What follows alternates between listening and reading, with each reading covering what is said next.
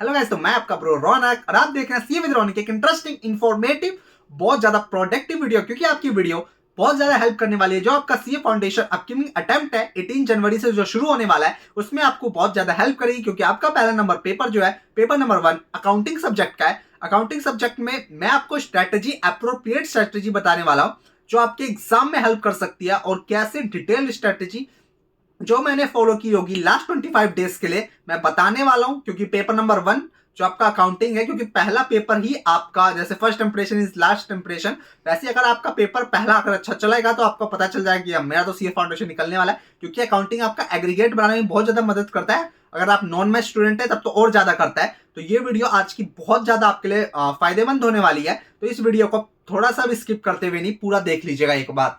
तो पहले हम अकाउंटिंग में बात करते हैं कि अकाउंटिंग में आपको क्या करना चाहिए।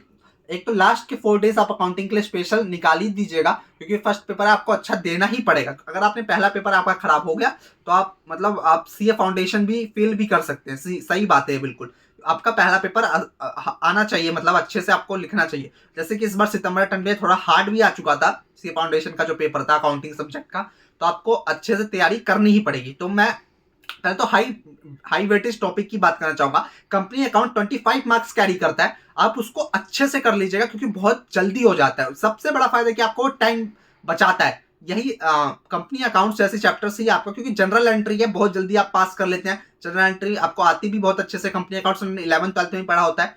पार्टनरशिप पार्टनरशिप भी 20 मार्क्स कैरी करता है, बहुत आसान होता है। पार्टनरशिप भी आप कर लीजिएगा, उसमें डिसोल्यूशन का भी आ सकता है, बहुत अटेम्प्ट से नहीं आ रहा है। पार्टनरशिप आप पक्का कर लीजिएगा। और कंपनी अकाउंट्स और पार्टनरशिप इन्वेंट्री अगर आपको आता है तो कर लीजिएगा, क्योंकि बहुत जल्दी ये सब हो जाता है। Bill of exchange general entry का होता है, बहुत जल्दी हो जाता है। आप पहला चैप्टर में से भी कभी कभी पूछ लेता है, कभी परचेस बुक बनाने को दे देता है, वो आप कर लीजिएगा। डेप्रिसिएशन में से पक्का क्वेश्चन आते हैं, 10 मार्क्स कैरी करता है आपका डेप्रिसिएशन भी। ये सब आपको करके ही जाना पड़ेगा आपका।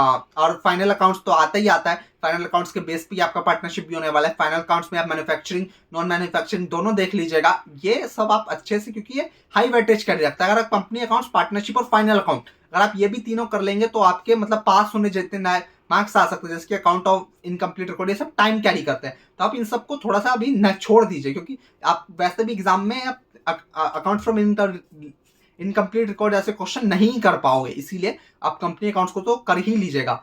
तो और फिर जो हमने टॉपिक बात कर ली कैसे वेटेज कैरी करता है, फिर आपको कैसे आपको अटेम्प्ट करना चाहिए था पेपर को अटेम्प्ट करने का सीक्वेंस आप ऐसे रखिए। जो आपको आता है पहले वो करिए। ट्रू फॉल्स तो पहले कर दीजिए, क्योंकि 12 नंबर कैरी करते हैं ट्रू फॉल्स, और बहुत जल्दी हो जाते हैं। और उसमें ट्रू फॉल्स की लेंथ थोड़ी सी बढ़ा के लिखना पड़ेगा आपको।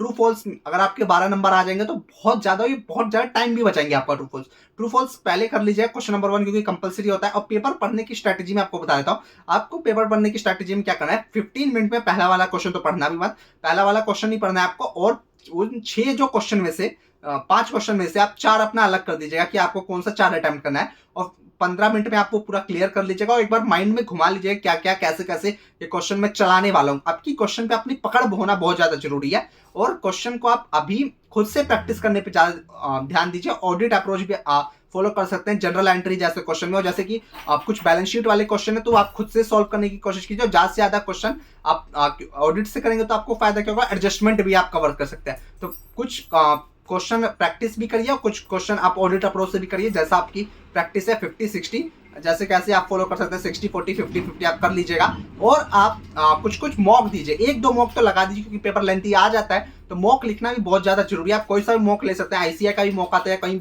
जैसे कोई इंस्टीट्यूशंस का भी मॉक होता है, तो आप मॉक लिख के भी देख लीजिएगा। पूरा टाइमर ला के बैठिए, 15 मिनट पेपर में पढ़िए, 3 घंटे में पूरा सॉल्व कीजिए, आपको पता चलेगा कि आप कहाँ पे खड़े हैं। और अभी मैं तो कहूंगा कि आप कुछ भी नया मत उठाइए, कुछ भी ऐसा नया मत उठाइए एज सच, क्योंकि आपने पहले इन्वेंट्री जैसे या अकाउंट फ्रॉम इनकम्प्लीट रिकॉर्ड जैसे चैप्टर्स नहीं किया था और अभी आप उठा रहे हैं, बिल्कुल गलत हो जाएगा। आपको लगेगा कि मैंने तो कुछ पढ़ा ही नहीं है, ऐसा लगेगा, आपको अपने ऊपर शक होने लग जाएगा। नहीं, आपको अभी कॉन्फिडेंस पूरा बूस्टअप रखना है, क्योंकि आपके सीए फाउंडेशन पेपर बहुत ज्यादा नजदीक है। मेरे वेल विशेस ऐसे ही आपके साथ बने रहेंगे।